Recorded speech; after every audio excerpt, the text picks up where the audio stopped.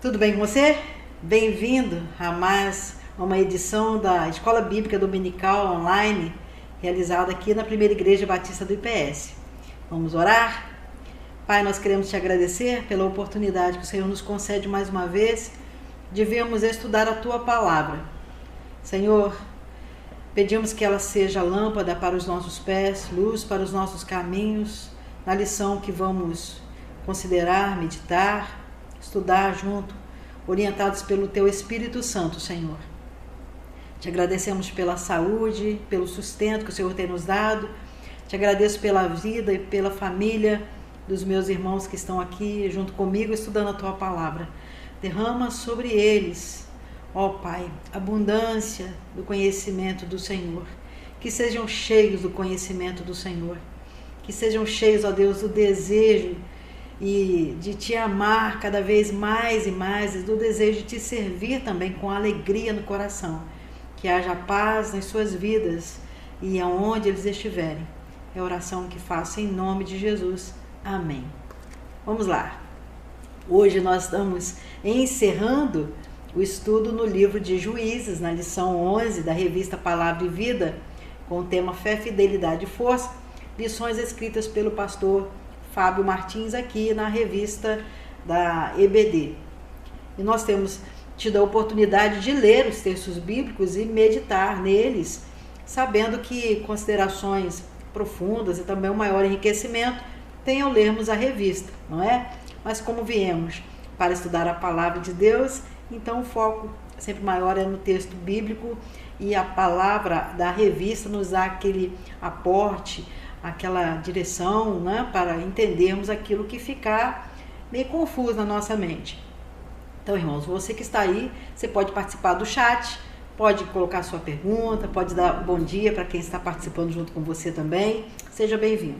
Então, vamos estudar? Vamos abrir a nossa Bíblia no livro de Juízes, no capítulo 17. Nosso objetivo hoje é estudar até o capítulo 21, verso 25. São textos maiores do que a gente costumamente tem lido, mas vamos nos esforçar para meditar na palavra. Bem, este último estudo sobre Juízes, não vamos ver agora uma situação de opressão para uma tribo ou para o povo de Israel, no sentido como estávamos fazendo anteriormente, não é? Onde surgia um libertador, porque o povo de Israel estava se desviando, então entrava naquele ciclo.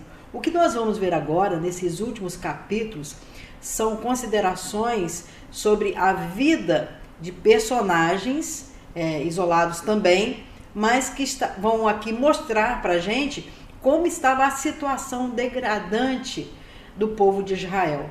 Isso num contexto assim, mesmo ligado à causa do abandono do Senhor e dos juízes surgirem por causa da situação do povo em rejeitar, servir ao Senhor fielmente, integralmente, com fidelidade. Por isso o tema das nossas lições tem sido fé, fidelidade e força. E hoje o tema da nossa lição, fidelidade e entendimento.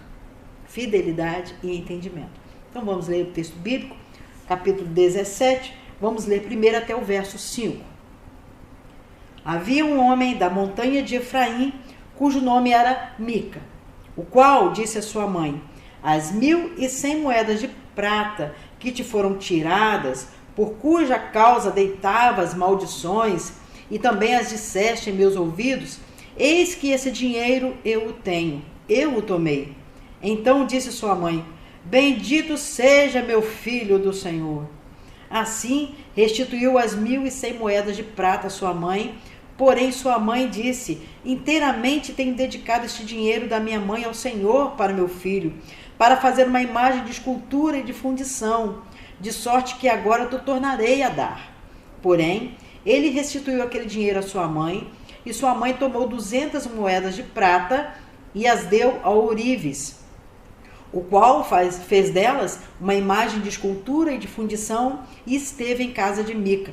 E tinha este homem Mica uma casa de deuses, e fez um éfode e terafins, e consagrou a um dos seus filhos para que lhe fosse por sacerdote. Naqueles dias não havia rei em Israel, cada qual fazia o que parecia direito aos seus olhos. Então vamos ver aqui mais uma vez, nesse período que compreende o livro de Juízes de 350 anos, como vimos na primeira lição, aqui a situação dessa família. Olha o que aconteceu. A mãe sentiu falta das moedas, né, de prata, do tesouro que ela tinha de prata, e ela começou a amaldiçoar quem tinha roubado. E nesse amaldiçoar, Mica, seu filho, a ouviu amaldiçoando e foi confessar que tinha tirado da mãe, tinha roubado da mãe esse dinheiro, né? E quando ele falou com ela que ele que roubou, ao invés dela chamar a atenção, cobrar dele integridade, fidelidade, respeito, honra a sua mãe, não é? E ela vai e diz: bendito seja meu filho do Senhor. Então percebemos aqui talvez uma confusão de mente, né? Ainda bem que foi meu filho, alguma coisa assim, mas ela na verdade tomou uma atitude errada. Uma atitude errada. Ele agiu errado e ela, como mãe, não teve a ousadia de repreender o filho, de falar com o filho que estava errado e que isso não era bênção do Senhor, um filho roubar a mãe.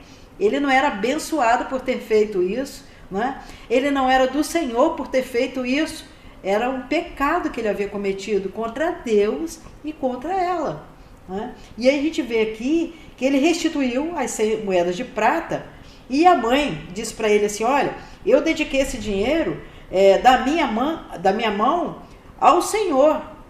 Foi para o meu filho, né? Para o meu filho fazer uma imagem de escultura e fundição. Olha como que estava a situação do povo de Israel. Eles achavam que podiam fazer Deus através da idolatria, fugindo do ensino da lei de Moisés, que a gente pode abrir lá no livro de Êxodo, capítulo 20, eles tinham acesso a essa palavra, não é? E aqui, olha, Êxodo capítulo 20, vamos recordar o que Deus exigiu na lei, né? Lei é exigência. Deus falou todas essas palavras dizendo: eu sou o Senhor teu Deus, que te tirei da terra do Egito, da casa da servidão. Não terás outros deuses diante de mim. Não farás para ti imagem de escultura, nem alguma semelhança do que há em cima nos céus, nem embaixo na terra, nem nas águas debaixo da terra. Não te encurvarás a elas, nem as servirás, porque eu, o Senhor teu Deus, sou Deus zeloso, visito a maldade dos pais dos filhos até a 3ª e 4ª geração daqueles que me aborrecem, e faço misericórdia a milhares aos que me amam e guardam os meus mandamentos. Então eles sabiam que não era permitido a um israelita de nenhuma tribo israelita fazer imagem de escultura, quanto mais para servir ao Senhor, né? Deus, ele tem prazer em ser Deus invisível, adorar pela fé, não é? E não por vista. E aqui, ela, depois que dá essa palavra, que o dinheiro era todo para o filho para fazer imagem de escultura, o texto vai revelar para a gente que Mica, ele tinha uma casa de Deus, ele fabricava ídolos, né? Ele restituiu o dinheiro e a mãe tomou 200 moedas de prata e deu a ourives. Olha só, irmãos, ele tinha restituído 1.100 moedas de prata. Ela pegou 200 moedas de prata e fez a imagem de escultura e de fundição. E essa imagem de escultura e de fundição, os outros povos, eles tinham por costume fazer altares, né? Nos montes, né? Levantar pedras, e aquele colocou dentro de casa. Colocou uma imagem de fundição dentro da sua própria casa, desobedecendo a lei. E aqui, a da casa de deuses, olha outra coisa que ele fez. Ele consagrou a um dos seus filhos para que fosse por sacerdote. Mica era da montanha de Efraim. Como assim? O próprio pai dizer assim: meu filho vai ser sacerdote? Não era assim. Não era assim. Era descendente de Arão, né, da tribo dos levitas. Havia todo um processo para ser sacerdote chamado por Deus, a escolha do Senhor, não é? E o povo sabia disso, e aqui cada um fazia aquilo que dava na sua cabeça. O texto vai dizer isso no verso 6. Cada qual fazia o que parecia direito aos seus olhos. Esse cada qual aqui, sintetizando para nós o comportamento que era geral. O livro de Juízes vai dar o exemplo de Mica, mas demonstra para nós que o comportamento era geral. Cada um pecava, desobedecia, transgredia, de acordo com aquilo que achava que estava certo. Não havia rei, não havia liderança, né? Um governo. Eles não reconheciam a direção de Deus e não havia um governo direto também sobre eles. Então, essa situação. E olha agora o levita, o que vai acontecer? A partir do verso 7 até o verso 13, vamos ler juntos? Havia um jovem de Belém de Judá, da tribo de Judá, que era levita. Peregrinava ali. O levita, abrindo aqui, o levita, eles não tinham recebido terras, né? Eles tinham que ser acolhidos pelas tribos. Eles eram responsáveis, a tribo de Levi foi aquela tribo que ficou responsável por cuidar das coisas do tabernáculo, né? Das coisas consagradas a Deus. Eles eram responsáveis por isso, pelas tendas onde o culto era celebrado ao Senhor, e chamava-se tabernáculo, não é? E havia também um lugar específico para a hora do sacrifício, lugar de culto, de adoração, de entrega dos holocaustos e sacrifícios. Tudo isso estava pré-estabelecido. E aqui, esse levita, então, peregrinando, e este homem partiu da cidade de Belém de Judá para peregrinar onde quer que achasse comodidade, na minha versão. Como está na sua versão? Chegando ele, pois, à montanha de Efraim, até a casa de Mica, seguindo o seu caminho, disse-lhe Mica: de onde vens? E ele lhe disse: sou levita de Belém de Judá e vou peregrinar onde quer que achar comodidade. Então lhe disse Mica: fica comigo, sê-me por pai e sacerdote, e cada ano te darei 10 moedas de prata e vestuário e o teu sustento. E o levita entrou. O levita não era para poder servir ao Senhor na casa onde haviam imagens de escultura e fundição. O levita não é para isso. Ele serviu ao Deus invisível, mortal, né? E que na presença da arca do testemunho e da arca do concerto celebravam ao Senhor, entregavam os holocaustos, serviam ali, e o sacerdote oferecia os holocaustos ao Senhor, não é? Pelo povo. O levita consentiu em ficar com aquele homem, e este jovem lhe foi como um dos seus filhos. E consagrou Mica ao levita, e aquele jovem lhe foi por sacerdote e esteve em casa de Mica. Interpretação errada da lei de Moisés. Eles não buscavam o ensino conforme Moisés havia passado para eles, para a geração, e através de Josué também. Eles agora estavam interpretando ao relento, não é? E Mica disse: agora sei que o Senhor me fará bem, porque tem um levita por sacerdote. É assim que Deus faz bem?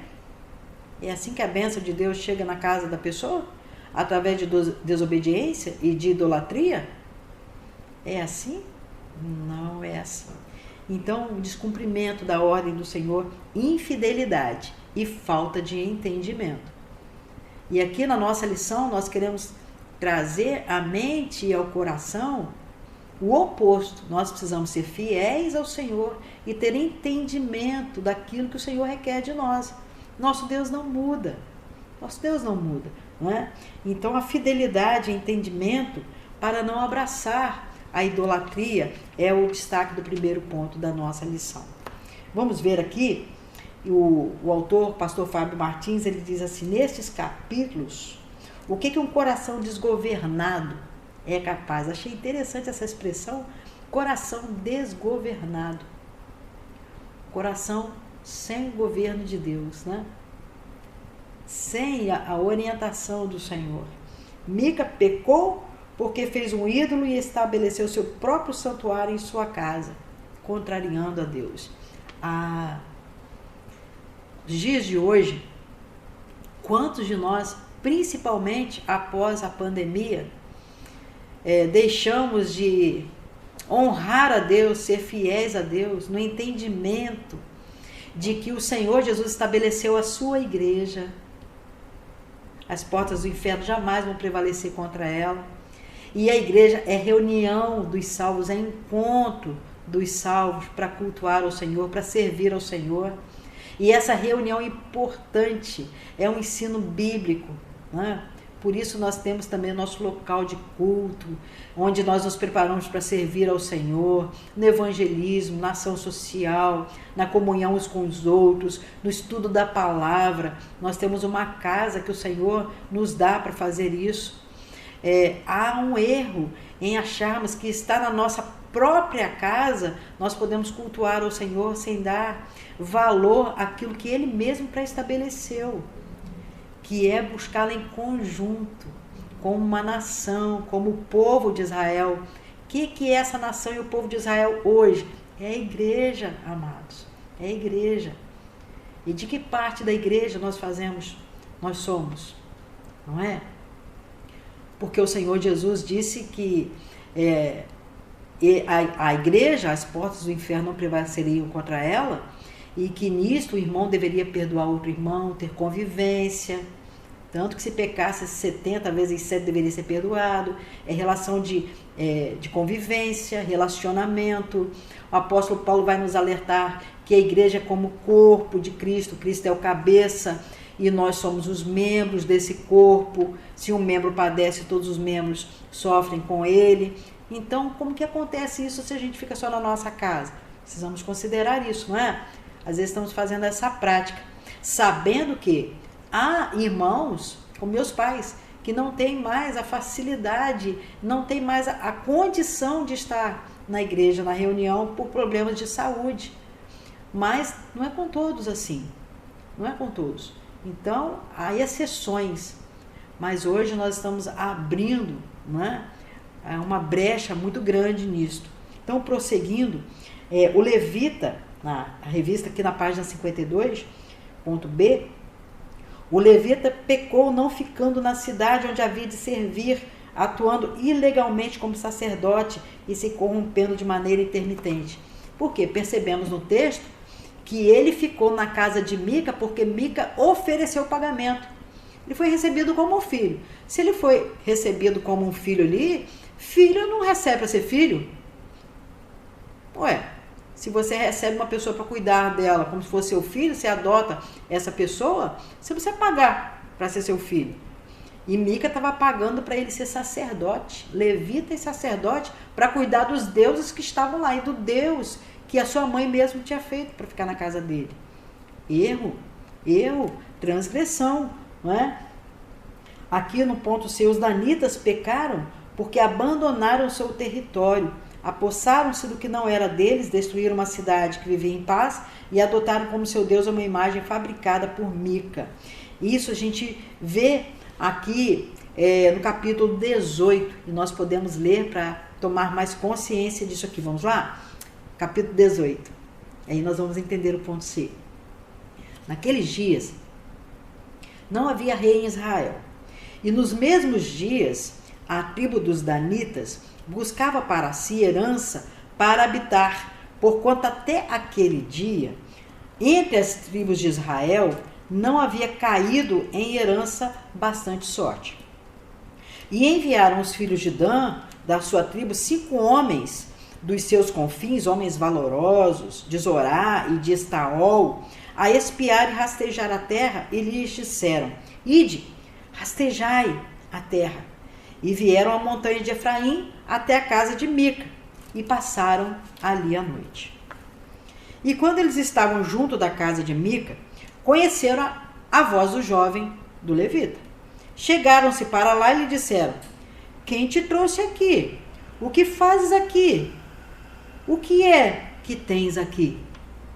Por que você está fora do seu lugar? Por que você está nessa casa de idolatria? Quem te trouxe aqui? Por que você está aqui? O que você tem aqui? E ele, o levita, lhe disse: Assim e assim me tem feito Mica. Me tem assalariado e eu lhe sirvo de sacerdote. Eu não sou só levita, agora eu sou um sacerdote. Então lhe disseram: Ora, Pergunta a Deus, para que possamos saber se prosperará o caminho que levamos. E disse-lhe o sacerdote: ide em paz, o caminho que levardes está perante o Senhor. Então foram-se aqueles 5 homens e vieram a Laís, e viram que o povo que havia no meio dela estava seguro, conforme o costume dos sidônios, quieto e confiado. Nem havia possessor algum do reino que por alguma coisa envergonhasse alguém naquela terra. Também estavam longe dos sidônios e não tinham o que fazer com ninguém. Então viram uma cidade em paz. Em paz. Então voltaram a seus irmãos, a Zorá e a Estaol, e seus irmãos lhe disseram: o que vocês dizem? Como que está a terra lá? E eles disseram: levantai-vos, subamos a eles, porque examinamos a terra, e eis que é muitíssimo boa, pois estareis tranquilos. Não sejais preguiçosos em irdes para entrar a possuir essa terra. Quando lá chegardes, vereis um povo confiado, a terra é larga de extensão, porque Deus vos entregou na mão, lugar em que não há falta de coisa alguma que há na terra. Então partiram dali, da tribo dos danitas e de Zorá e de Estaol, 600 homens armados de armas de guerra, e subiram e acamparam-se em Kiriat Jearim, em Judá, pelo que chamaram este lugar Maané-Dan até o dia de hoje, e eis que está por detrás de Kiriat Jearim. E dali passaram a montanha de Efraim e vieram até a casa de Mica. E agora, o que vai acontecer? Então responderam os 5 homens que foram espiar a terra de Laís e disseram a seus irmãos: sabeis vós também que naquelas casas há um éfode de terafins e uma imagem de escultura e uma de fundição? Vede, pois, agora o que haveis de fazer. Nessa casa onde está o levita, onde vocês ficaram, lá tem imagem de escultura, de fundição, tem deuses lá. Então foram para lá, vieram à casa do jovem, o levita, e em casa de Mica e o saudaram. E os 600 homens que estavam dos filhos de Dan, que eram dos filhos de Dan, armados de suas armas de guerra, ficaram à entrada da porta. Porém, subindo os 5 homens que foram espiar a terra, entraram nela, tomaram a imagem de escultura e o éfode, os terafins e a imagem de fundição, ficando o sacerdote em pé à entrada da porta com os 600 homens que estavam armados com as armas de guerra. Consegue imaginar a cena, amados? E entrando, pois, eles em casa de Mica, tomando a imagem de escultura e o éfode, os terafins e a imagem de fundição, disse-lhes o sacerdote: que estás fazendo? E eles disseram: cala-te e põe a mão na boca, vem conosco e sê-nos por pai e sacerdote. É melhor que seja sacerdote da casa de um só homem do que ser sacerdote de uma tribo e de uma geração em Israel. Olha o que ele está dizendo aqui. Rapaz, pega esse deus aí de fundição, esse éfode, esses terafins, aí os deuses pequenininhos, né? As imagens de idolatria pequenininhas. Vamos levar. Você está sendo levita e sacerdote numa casa só. Vamos lá que você vai ser sacerdote de um povo, de uma tribo, a tribo de Dan. Então alegrou-se o coração do sacerdote, tomou o éfode, os terafins e a imagem de escultura e entrou no meio do povo. Assim viraram e partiram, e os meninos e o gado e a bagagem puseram diante de si. E aí, irmãos, a gente vai ver agora no restante do texto que Mica vai perceber isso, né? E no verso 26, seguiram o seu caminho os filhos de Dan, e Mica, vendo que eram mais fortes do que ele, voltou e tornou-se à sua casa. Eles, pois, tomaram o que Mica tinha feito e o sacerdote que tivera, e vieram a Laís, a um povo quieto e confiado, e os feriram a fio de espada e queimaram a cidade no fogo. Diante dessas lições que estamos estudando, os irmãos percebem na vida de Mica, na vida dos 5 homens e dos homens da tribo de Dan, fidelidade a Deus e entendimento para servir a Deus? Consultaram ao Senhor em alguma dessas experiências aqui? Lembram que nos capítulos passados o ciclo era, eles faziam o que parecia mal aos olhos do Senhor, aí o Senhor os quebrantava, os entregava uma servidão para que eles se quebrantassem.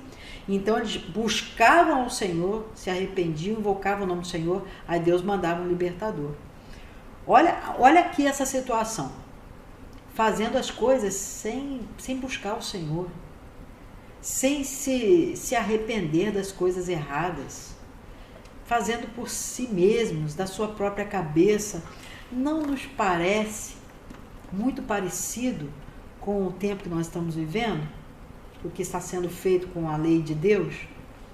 Com a palavra do Senhor? Com a Bíblia, que é revelação do Senhor para nós? Cada um interpreta a sua própria maneira, rasga páginas, queima Bíblia, decide o que fazer e despreza o que Deus mesmo revelou acerca dele. Não é assim que temos vivido? Né? E no ponto 2, capítulo 19, 20 e 21, fidelidade e entendimento para ponderar, considerar e falar. Vamos ver o que vai acontecer nesses 3 capítulos? Então vamos ler a palavra. Aconteceu também, capítulo 19, verso 1, naqueles dias em que não havia rei em Israel, e que houve um homem, um levita, que peregrinando aos lados da montanha de Efraim, lá perto de novo da montanha de Efraim, tomou para si uma mulher concubina de Belém de Judá. Concubina significa que ele comprou uma escrava e se tornou o esposo dela, o marido, né? Escolheu uma escrava para ser a sua concubina, como se fosse sua esposa também, mas não era esposa. Esposa é esposa, concubina é concubina. Naquela época, os homens podiam ter mais de uma mulher, a esposa e as concubinas. Porém, a sua concubina adulterou contra ele e foi dele para a casa de seu pai, a Belém de Judá. E esteve ali alguns dias, a saber, 4 meses. Pecou contra ele, não gostou do marido que a comprou, traiu, né, e voltou para a casa do pai. Verso 3. E seu marido se levantou e partiu após ela para lhe falar conforme o seu coração e para tornar a trazê-la. E o seu moço e um par de jumentos iam com ele. E ela o levou à casa de seu pai. E vendo o pai da moça, alegrou-se ao encontrar-se com ele. E seu sogro, o pai da moça, o deteve e ficou com ele 3 dias. E comeram e beberam e passaram ali a noite. Sucedeu que ao 4º dia, pela manhã, madrugaram e ele levantou-se para partir. Né? Queria partir com a concubina. Então o pai da moça disse ao seu genro: conforta teu coração com um bocado de pão, depois partireis. Vamos tomar um café, depois vocês vão. Assentaram-se, pois, comeram ambos juntos, beberam. E disse o pai da moça ao homem: peço-te, fica ainda essa noite. Passa aqui, alegre-se o teu coração. Está bom estarmos aqui, né? O sogro, o genro, a concubina. Porém, o homem levantou-se para partir, mas seu sogro constrangeu a passar mais uma noite. Madrugando o 5º dia, pela manhã, para partir, disse o pai da moça: ora, conforta o teu coração. E detiveram-se até declinar o dia, e ambos juntos comeram. Então o homem levantou-se para partir, ele e a sua concubina e o seu moço. Disse-lhe seu sogro, o pai da moça: eis que já o dia se abaixa, já é tarde, a tarde vai entrando, peço-te que passes a noite. Eis que já o dia vai acabando, passa aqui a noite, e que teu coração se alegre. E amanhã de madrugada levantai-vos a caminhar e vai para a tua tenda. Porém o homem não quis passar a noite. Levantou-se e partiu. E veio até defronte de Jebus, que é Jerusalém, e com ele o par de jumentos abaldados, como também a sua concubina. E estando, pois, já perto de Jebus, de Jerusalém, tendo-se já declinado muito dia, disse o moço a seu senhor: caminhai agora e retiremo-nos a esta cidade dos jebuseus e passemos ali a noite.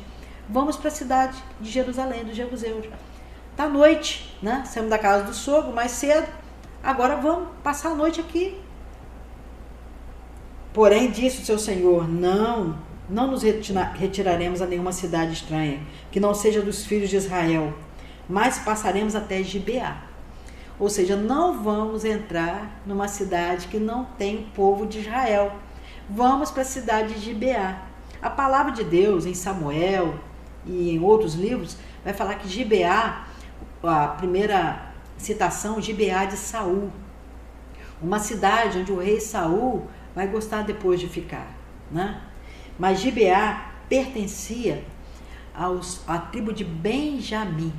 Pela herança, nas cidades que Benjamim herdou, né, quando houve a divisão da terra para as 12 tribos, Benjamim herdou Gibeá. Então, no verso 13, disse mais a seu moço: caminha, cheguemos a um daqueles lugares e passemos a noite em Gibeá ou em Ramá. Passaram, pois, adiante e caminharam. O sol se lhes pôs junto a Gibeá, que é a cidade de Benjamim. Retiraram-se para lá para entrarem a passar a noite em Gibeá.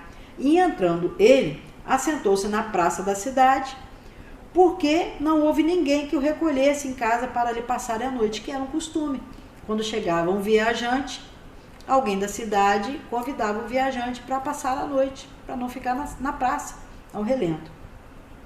Eis que um homem velho vinha à tarde do seu trabalho, do campo, e este homem era da montanha de Efraim, mas peregrinava em Gibeá. Eram, porém, os homens deste lugar filhos de Benjamim.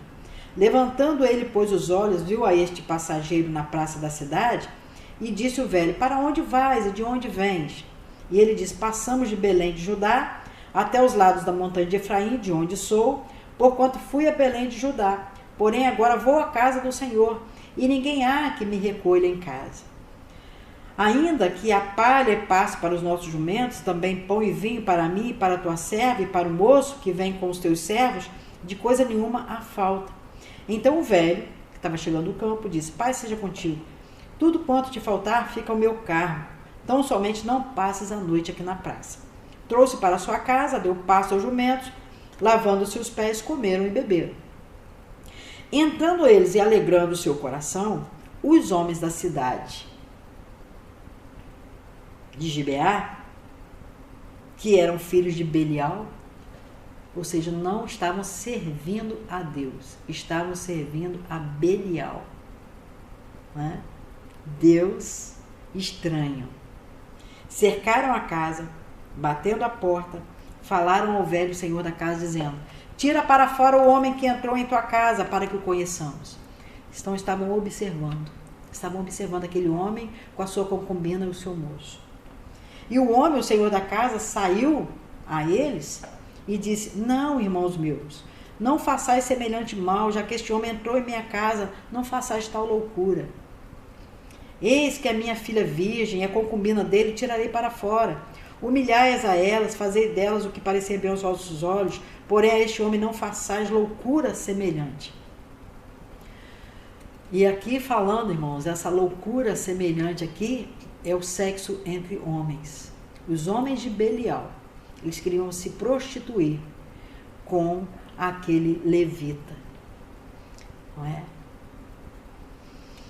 E aí o senhor da casa, né, que tinha oferecido a casa, falou: olha, eu tenho uma filha, uma moça, né, virgem ainda, e tem a concubina dele também. É melhor que façam isso com ela, né, com elas, tenham relações com elas. São virgens, são moças, mas é melhor do que fazer uma loucura. Porém, aqueles homens, verso 25, leia comigo. Porém, aqueles homens não quiseram ouvir. Então aquele homem pegou da sua concubina, lhe atirou para fora, e eles a conheceram e abusaram dela toda a noite, até pela manhã, e subindo a alva, a deixaram. Difícil, né? Essa madrugada, falando com o Senhor mais uma vez sobre o ensino dessa lição hoje, como que o coração ficou apertado, consultando o Senhor. Que difícil, né, irmãos?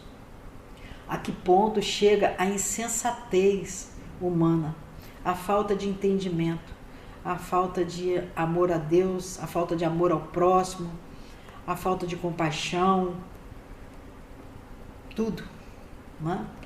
Contra o velho, contra aquele homem, contra o seu moço, contra a filha virgem, contra a concubina, falta de respeito em extremo, falta de tudo, não é? Falta de tudo. Falta de tudo. Verso 26. Ao romper da manhã, veio a mulher e caiu à porta da casa daquele homem onde estava seu senhor e ficou ali até que se fez claro. Levantando-se seu senhor pela manhã, abrindo as portas da casa, e saindo a seguir seu caminho, eis que a mulher, sua concubina, jazia à porta com as mãos sobre o limiar. Morreu a concubina. Não é? Tanto abuso sexual, que ela não resistiu. Não resistiu. E que dor, né? O nosso coração, mesmo depois de tanto tempo, chega a sentir um pouco do peso do luto do que eles passaram naquele dia. Uma tristeza profunda. Pessoa que, de bem, né? Estava ali sendo cuidada. Para ser cuidada. Olha o que o pecado, a cegueira faz. Me vem à memória o que o apóstolo Paulo fala no Novo Testamento, é claro, na carta de 2 Coríntios 4, capítulo 4, que diz assim: Deus desse século cegou o entendimento dos incrédulos para não resplandecer a luz do Evangelho. Aqui também o entendimento deles estava cego, não resplandecia a lei de Deus, não resplandecia o amor de Deus, não resplandecia o amor ao próximo. O amor é uma coisa pura. Amor é um sentimento puro, de respeito, de consideração. O amor faz bem ao próximo, o amor não faz mal. Sexo, depravação, qualquer argumento de que isso é amor, isso é depravação, não é? É depravação. Então, aqui no verso 28, ele virou para a concubina: levanta-te, vamos. Ela não respondeu. Por quê? Estava morta, né? Então levantou-se, pô-la sobre o jumento, levantou-se o homem e foi-se para o seu lugar. Chegando, pois, à sua casa.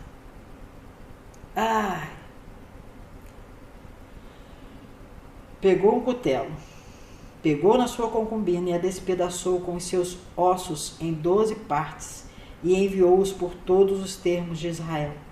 E sucedeu que cada um que tal via dizia: nunca se fez tal, nem se viu desde o dia em que os filhos de Israel subiram da terra do Egito até o dia de hoje. Ponderai isso no coração, considerai e falai. Está vendo, irmãos? Até mesmo aquele que estava dizendo que no seu caminho ia à casa do Senhor. Que no verso 18 ele diz: eu vou à casa do Senhor. Queria prestar culto ao Senhor. Como, irmãos? Olha a vida. Quer dizer, recebeu um mal e do mal fez algo pior. Né? Fez algo pior. Que tipo de ira é essa? Né? Que o normal é que quando se perde alguém, se tem ainda aquele sentimento de perda, né? De cuidado. Até o sepultamento dói. Né? A vontade é de não sepultar a pessoa, é de ter a pessoa. Faz-se porque sabe que perdeu a vida, mas é um sentimento de apego. Olha esse homem aqui, irmãos. A depravação estava total. Né? E como diz o nosso autor aqui, fidelidade e entendimento para ponderar, considerar, falar. Isso que aconteceu aqui serve para nós hoje. Até que ponto vai a nossa ira e até que ponto estamos sujeitos também a homens depravados, a coisas que, se não ficarmos dentro do controle de Deus, se em volta de nós não houver temor a Deus, estarmos debaixo daquilo que agrada ao Senhor, se cada um de nós fizer aquilo que agrada a si mesmo, olha o que pode acontecer. Olha as tragédias. Muito triste, não é? Essa lição para o meu coração. Uma lição assim de grande pesar. De grande pesar. Mas vamos ver, estamos caminhando. Capítulo 20. Então todos os filhos de Israel saíram, e a congregação se ajuntou, como se fora um só homem, desde Dan até Berseba, como também a terra de Gileade ao Senhor em Mispa. E dos cantos de todo o povo se apresentaram de todas as tribos de Israel, na congregação do povo de Deus, 400.000 homens de pé, que arrancavam a espada. Por que isso? Ouviram, pois, os filhos de Benjamim, que os filhos de Israel haviam subido a Mispa. Não foi a maldade que os filhos de Benjamim fizeram? Não foi na cidade de Gibeá, não era cidade de Benjamim? E disseram os filhos de Israel: falai, como sucedeu esta maldade? Então respondeu o homem levita, marido da mulher que fora morta, e disse: cheguei com a minha concubina a Gibeá, cidade de Benjamim, para passar a noite. E os cidadãos de Gibeá se levantaram contra mim, cercaram a casa de noite, intentaram matar-me e violaram a minha concubina de maneira que morreu. Então peguei na minha concubina e fiz-la em pedaços, e a enviei por toda a terra da herança de Israel, porquanto fizeram tal malefício e loucura em Israel. Olha como que ele não percebe que ele fez mal. Eis que todos sois filhos de Israel. Dai aqui a vossa palavra e conselho. Então todo o povo, como um só homem, dizendo: nenhum de nós irá à sua tenda, nem nenhum de nós se retirará à sua casa. Porém isto é o que faremos a Gibeá. Procederemos contra ela por sorte. E tomaremos 10 homens de 100 de todas as tribos de Israel, e 100 de 1000 e 1000 de 10.000, para tomarem mantimento para o povo, para que, vindo eles a Gibeá de Benjamim, lhe façam conforme toda a loucura que tem feito em Israel. Vingança, revanche, ajuntaram-se, verso 11, contra esta cidade todos os homens de Israel, aliados como um só homem. E as tribos de Israel enviaram homens por toda a tribo de Benjamim, dizendo: que maldade é esta que se fez entre vós? Dai-nos, pois, agora aqueles homens, filhos de Belial, que estão em Gibeá, para que os matemos e tiremos de Israel o mal. Porém os filhos de Benjamim não os quiseram ouvir a voz de seus irmãos, os filhos de Israel. Antes os filhos de Benjamim se ajuntaram das cidades em Gibeá para saírem a pelejar contra os filhos de Israel. E contaram-se naquele dia os filhos de Benjamim das cidades 26.000 homens que arrancavam a espada, afora os moradores de Gibeá, que se contaram 700 homens escolhidos. Então todo este povo, havia 700 homens escolhidos, canhotos, os quais todos atiravam com a funda uma pedra a um cabelo, e não erravam. E contaram-se dos homens de Israel afora os de Benjamim 400.000 homens que arrancavam da espada, e todos eles homens de guerra. Uma guerra agora entre as tribos de Israel, uns contra os outros, por causa do pecado de tudo que vai se acumulando sem buscar ao Senhor. Percebem aqui, nisto que lemos agora, eles consultaram o Senhor, buscaram ao Senhor, perguntaram ao Senhor? Não. Foram procurar na lei de Moisés como deveria proceder? Não. Buscaram conselhos com os líderes das tribos? Não, só se ajuntaram para a guerra. Levantando-se os filhos de Israel, subiram a Betel e perguntaram a Deus e disseram: agora sim. Quem dentre nós subirá primeiro a pelejar contra Benjamim? Estamos armados, Senhor. Estamos prontos para a guerra. Quem entre nós subirá primeiro? Somos muitos. É uma tribo. Quem vai primeiro contra Benjamim? E disse o Senhor: Judá subirá primeiro. A tribo de Judá subirá primeiro. Vamos ver qual vai ser o procedimento do Senhor aqui. Levantaram-se, pois, os filhos de Israel pela manhã e acamparam-se contra Gibeá. E os homens de Israel saíram a pelejar contra Benjamim e ordenaram os homens de Israel contra eles a peleja ao pé de Gibeá. Então os filhos de Benjamim saíram de Gibeá e derribaram por terra naquele dia 22.000 homens de Israel. Porém, esforçou-se o povo dos homens de Israel e tornaram a ordenar a peleja no lugar onde no primeiro dia a tinham ordenado. Então, quem estava vencendo aqui? A tribo de Gibeá, vencendo a tribo de Judá. Verso 23. Subiram os filhos de Israel, choraram perante o Senhor até a tarde, e perguntaram ao Senhor, dizendo: tornar-me-ei a chegar a peleja contra os filhos de Benjamim, meu irmão? E disse o Senhor: subi contra ele. Chegaram-se, pois, os filhos de Israel aos filhos de Benjamim no dia seguinte. Também os de Benjamim no dia seguinte lhe saíram ao encontro, fora de Gibeá, e derribaram ainda por terra mais 18.000 homens, todos dos que arrancavam a espada. Então todos os filhos de Israel e todo o povo subiram e vieram a Betel e choraram.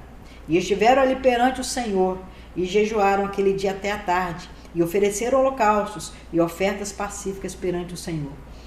Começaram a se chegar ao Senhor contra um irmão. Mas lutar contra irmão dói, né? Dói, não é? Dói. Na peleja aqui, mesmo de Gibeá ganhando, o povo de Israel chorando, perdendo irmãos, numa guerra entre a família do Senhor. E aí no verso 27, após oferecer holocaustos e ofertas pacíficas ao Senhor, né, em Betel, os filhos de Israel perguntaram ao Senhor porquanto a arca do concerto de Deus estava ali naqueles dias. E Finéias, filho de Eleazar, filho de Arão, estava perante ele naqueles dias. Então havia ali tudo preparado para cultuar ao Senhor, fazer culto, holocaustos e culto ao Senhor. Então estava presente o sacerdote. Sairei ainda mais a pelejar contra os filhos de Benjamim, meu irmão, ou pararei? Senhor, a guerra continua contra o nosso irmão ou vamos parar? E disse o Senhor, subi, amanhã eu entregarei na mão. Então Israel pôs emboscadas em redor de Gibeá. E subiram os filhos de Israel ao terceiro dia contra os filhos de Benjamim e ordenaram a peleja junto a Gibeá como das outras vezes. Então os filhos de Benjamim saíram ao encontro do povo e desviaram-se da cidade e começaram a ferir alguns do povo, atravessando-os com espadas, né? Como das outras vezes pelos caminhos. Um dos quais sobe para Betel e o outro caminho para Gibeá pelo campo. Alguns 30 dos homens de Israel. Mataram mais 30. Então os filhos de Benjamim disseram, vão derrotados diante de nós como dantes. Fujamos.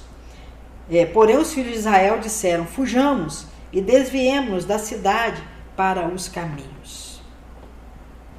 Então vamos fugir, né? Continuamos a perder para os benjamitas.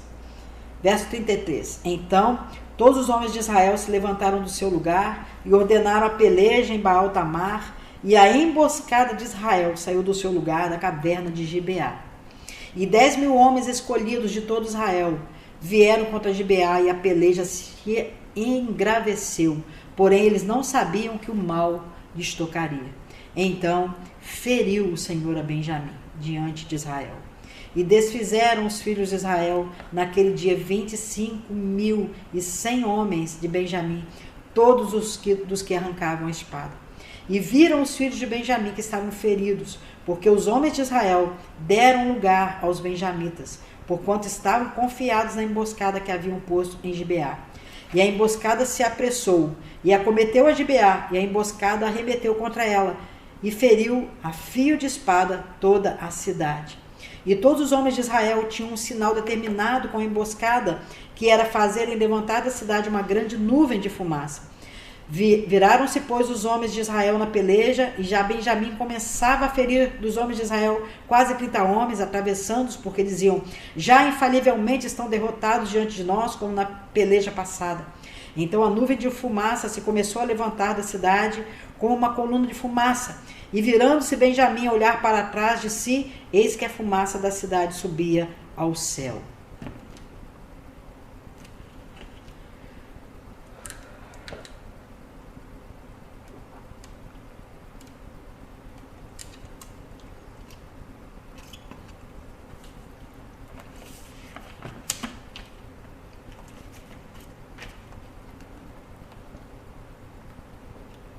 Uma fumaça que subia até o céu. E os homens de Israel viraram o rosto, e os homens de Benjamim pasmaram, porque viram que o mal lhes tocaria. E viraram as costas diante dos homens de Israel para o caminho do deserto. Porém a peleja os apertou, e os das cidades os desfizeram no meio deles, e cercaram a Benjamim e o seguiram, e à vontade o pisaram até diante de Gibeá para o nascente do sol. E caíram de Benjamim 18.000 homens, todos estes sendo homens valentes. Então viraram as costas e fugiram para o deserto, a penha de Rimom. Apanharam ainda deles pelo caminho uns 5.000 homens, e de perto os seguiram até Guidom, e feriram diante deles 2.000 homens. E todos os que de Benjamim caíram naquele dia foram 25.000 homens que arrancavam a espada, todos eles homens valentes. Porém 600 homens viraram as costas e fugiram para o deserto à penha de Rimom, e ficaram na penha de Rimom 4 meses. E os homens de Israel voltaram para os filhos de Benjamim e os feriram a fio da espada, desde os homens da cidade até os animais, tudo quanto ali se achava, e também a todas as cidades quanto se achavam, puseram a fogo. Irmãos, olha agora que tragédia para a tribo de Benjamim. Tudo por causa da transgressão, não é? Um grupo de homens de Belial que provocaram toda essa tragédia, toda essa guerra, e o Senhor nosso Deus, Deus de guerra, Deus forte e poderoso, não deixou também o mal passar, assim como se não houvesse acontecido nada, como fez a mãe de Mica, que errou contra ela e ela falou: não serão abençoada. Não, a tribo de Benjamim não estava abençoada. A maldade, houve punição parte do Senhor. Deus permitiu que as tribos de Israel, da parte do Senhor, corrigissem seus irmãos a fio da espada, porque era assim que se fazia naquela época. Lembram-se que não havia rei em Israel. Era assim, olho por olho, dente por dente, espada a espada. E agora no capítulo 21, quando essa tribo de Benjamim agora foi extinta, nem animais ficaram, tudo foi destruído. E aí a gente vai ver, que precisamos mesmo ponderar acerca daquilo que nós fazemos. E aqui o autor vai dizer: devemos ponderar nisso, considerar. O pecado dos homens perversos de Gibeá assemelhou-se ao dos habitantes de Sodoma e Gomorra. Aqui no capítulo 20, verso 14: como não quiseram remediar o grande mal, foram dizimados na guerra. Entre os versículos 35 e 48 que nós lemos. Para que Benjamim não desaparecesse e pudesse renascer, as outras tribos lhes entregaram 400 virgens perdoadas no massacre de Jabes Gileade. Isso no capítulo 21, a gente vê que a tribo de Benjamim, nós não vamos ler, os irmãos podem ler depois em casa, porque eles vão perceber que a tribo de Benjamim acabou. Os homens valorosos foram mortos à espada. E agora? Como? Então eles vão criar ali aquela estratégia para que a tribo renasça. Então as virgens, vão ser dadas aos que foram poupados também, para que nascessem filhos e a tribo de Benjamim continuasse no reino de Israel, na nação de Israel, porque eles ainda não tinham um rei. Então agora, no final, o autor diz assim: ponderar que a guerra de Israel sob a liderança de Judá contra os benjamitas, seus compatriotas, tem seu lado legítimo e ilegítimo. Legítimo porque buscava combater a injustiça feita àquela mulher. Ilegítimo porque o Senhor os levara a Canaã para combater as nações estrangeiras e não pelejarem entre si.